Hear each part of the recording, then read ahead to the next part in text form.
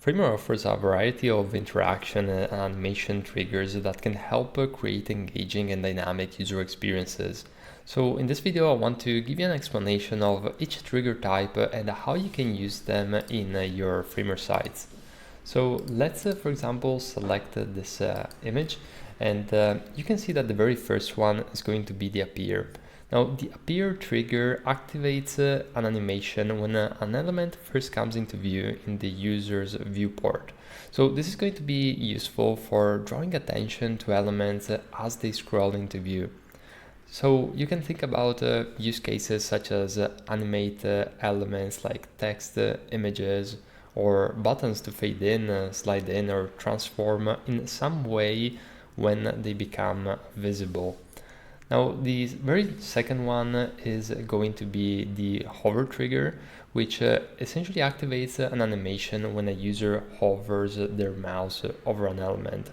And this is going to be great for indicating interactivity and enhancing user engagement.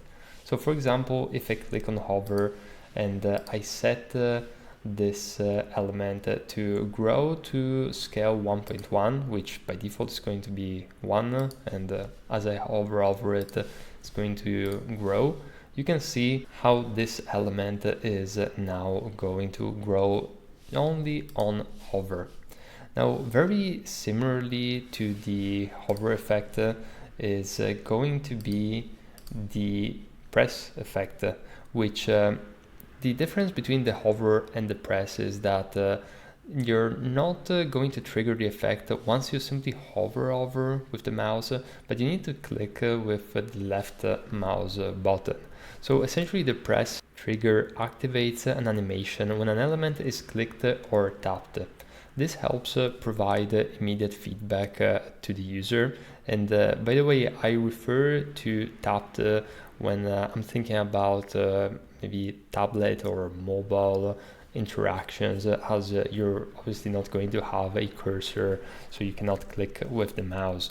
So use cases can include, press animations for buttons, toggles, or any clickable element to indicate that they have been pressed.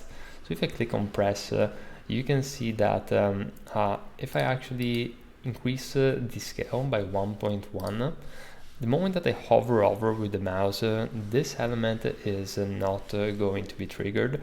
But if I click the left mouse button and I hold click, you can see how now I can trigger this effect interaction. Now let's talk about the very next one, which is going to be the loop. Now the loop trigger activates an animation that continuously repeats. So this is useful for creating persistent attention-grabbing animations. And use case can include, using looping animations for elements that should always be moving, like loading indicators, background animations, or decorative elements, such as a loading spinner or any element around those lines. So the moment that I select the loop, you can see that if, for example, I scale it up and I click on play, actually this is rotating 360 because by default when I select the loop, the rotation is 360. But if I go in again, you can see how now I have this looping animation, which is going back and forth. And in order to make this specific animation more smooth, I can simply click on mirror, and this is going to mirror the effect back and forth. So this is going to be really useful in some instances. And now let's go on, as we want to cover the drag trigger, which allows elements to be draggable, enabling users to interact by dragging and dropping elements within a specified area. So think about use cases such as implementing draggable elements for interactive features like sliders, sortable lists, or custom controls. So think about cards that can be dragged and rearranged within a list. So if I select drag, you can see how the moment that I click on play, now I can drag this element, and by default it's going to revert back to the same location, and I actually have control over this since I can even say snap back no, and this is simply going to leave it over there if I don't drag it back to the original position. And you can also decide the momentum, so this is going to be useful for some very specific use cases with maybe elements floating around the page, and you can make the website interactive in a very short amount of time. Now I want to talk about the scroll animation, which the scroll animation essentially triggers, activates animations based on the user's scroll position. So this is going to create dynamic interactions that respond to scrolling, and a use case could be using scroll animations to create effects that progress as the user scrolls, enhancing the storytelling or visual flow of the page. So for example, elements that fade in or move into view as the user scrolls down the page, or even further background images that move at different speeds to create a parallax effect. So if I go ahead and apply this scroll animation effect to this element, I can say that the trigger is going to be the layering view. It's going to start pretty much around the center baseline. The replay, say yes, and we're simply going to keep the preset at fade in.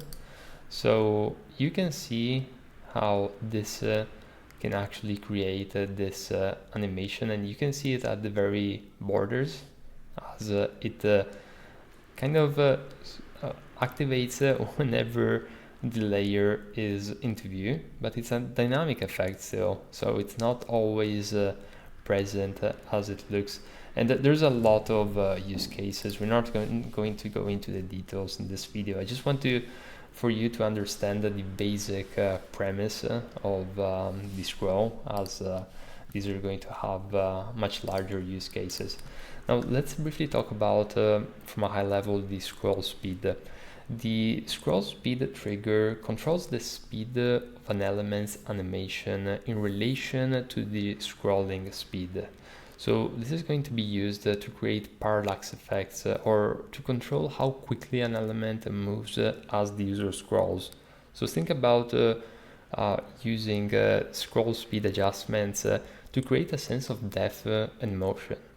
For example, by creating a background images that move more slowly than foreground elements, or creating a parallax scrolling effect, or even further, text that moves at different speed from the rest of the content. And quite related to the scroll speed is also the scroll transform, as the scroll transform trigger allows you to apply transformations like translate, scale, rotate to elements based on the scroll position. This is going to enable for complex scroll-based animations, and a use case can be using the scroll transform effects to create immersive, engaging scroll experiences, such as elements that rotate or scale as the user scrolls, or sections that transform in position or size as they scroll into view.